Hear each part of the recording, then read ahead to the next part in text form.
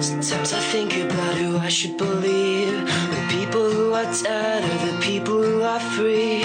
Sometimes I hear them as they whisper to me. I try to stay awake so I won't die in my sleep.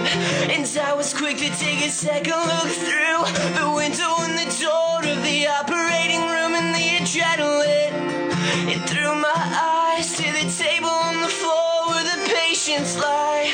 I saw his face, I could not speak as the anesthetic kissed his cheek. I felt my lips go cold and my limbs go weak, because the body on the table where the patients died was me.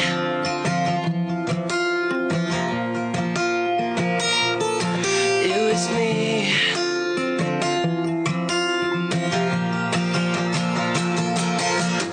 Give me back my oxygen mask, 'cause I don't want to feel the walls of my heart.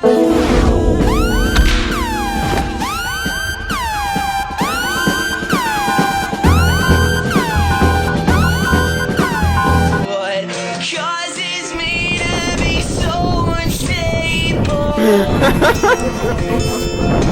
There was a line between my demons and me, and a body made of paper in the passenger seat.